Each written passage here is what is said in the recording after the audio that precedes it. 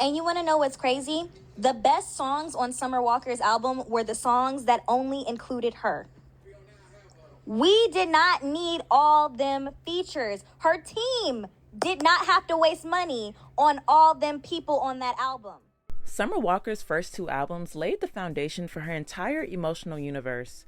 Over It was the raw confession booth of all of the messy love, the disappointment, the attachment, and the frustration of wanting someone who can't show up. Then Still Over It was an angrier, more fed up diary of a heartbreak written in real time. Together, those projects capture the chaos of loving the wrong person and the weight of trying to hold yourself together anyway. They set the stage for a woman who's been bruised, honest, and learning in public, which makes the arrival of Finally Over It feel like the natural next chapter for Summer Walker. When Summer first dropped her wedding reception chart graphic listing all of her collaborators, I was excited yet concerned because the lineup alone, with production and a songwriting team such as The Dream, 1985, Ant Clemens, Terrace Martin, Jeremiah, Lil Yachty, coupled with a congested coalition of collaborators of what the internet is now calling government-mandated features, piqued my interest. I didn't have sky-high expectations or low ones, but I was really curious about what she'd give us considering everything she's been through publicly the last few years.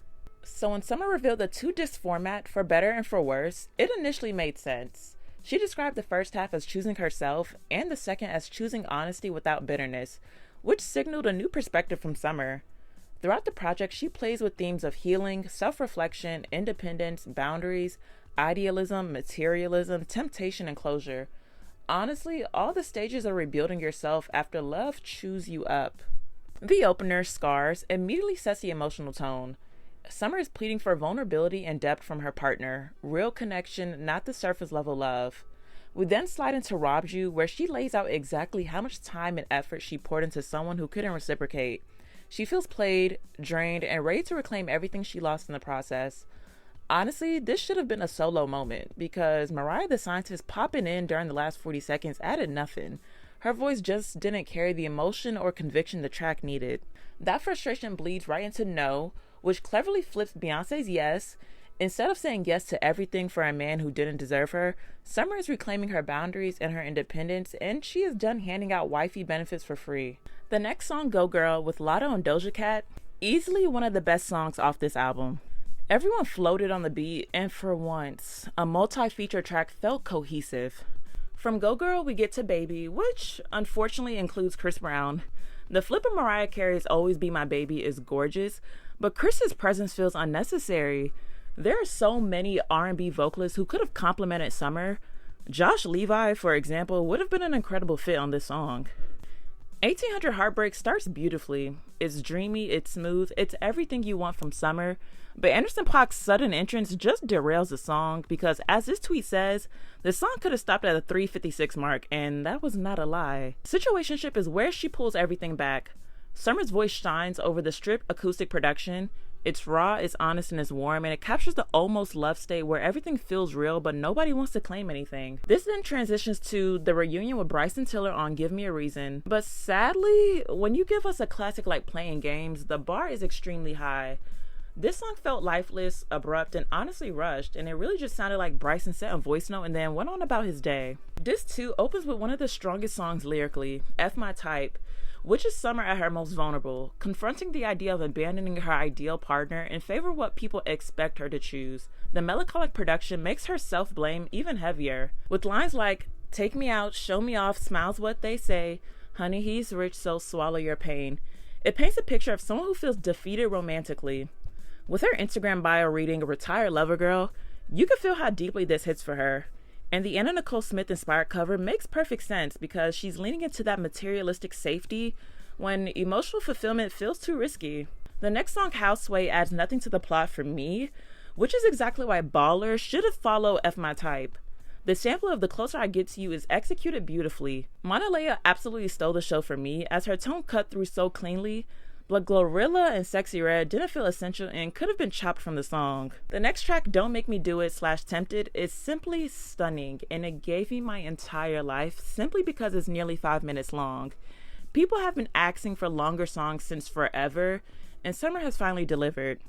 The desire versus self-protection tug-of-war is written out so well, and the 90s inspired beat switch, chef's kiss. The next song, Get Your Boy, is a clever reminder to men that what they won't do, another man will.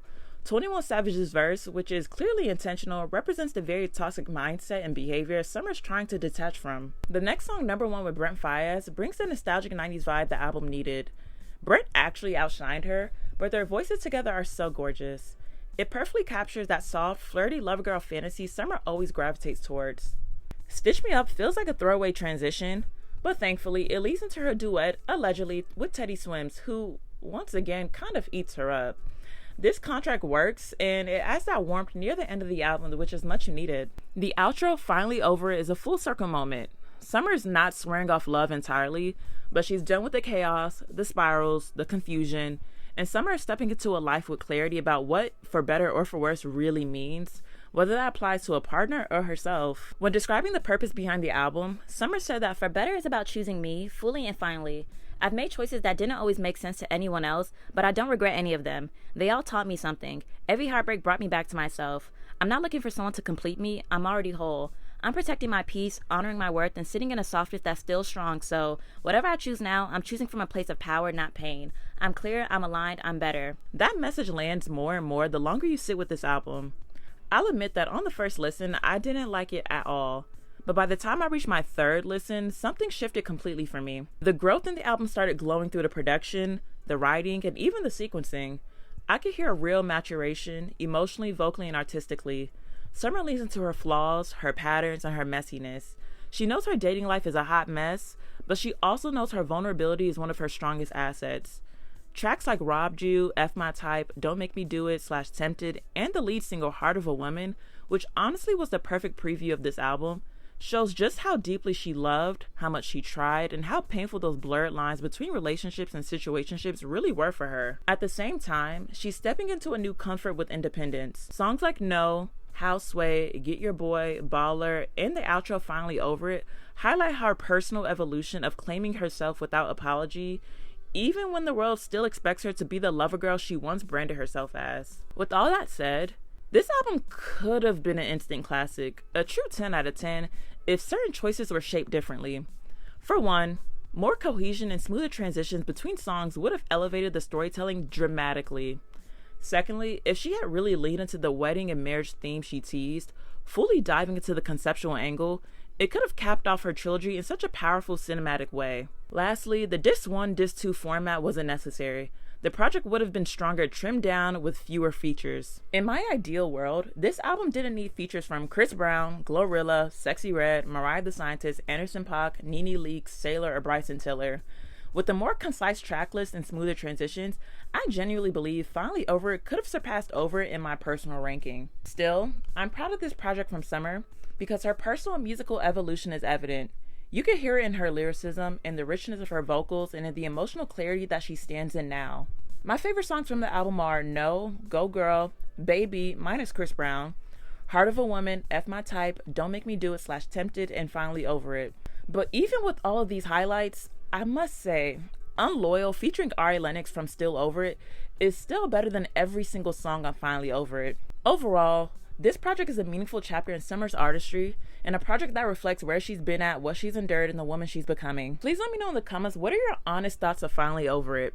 What are some of your favorite and least favorite songs off the project? Where do you rank this album among her first two albums? Do you think Summer has shown any musical growth with this album?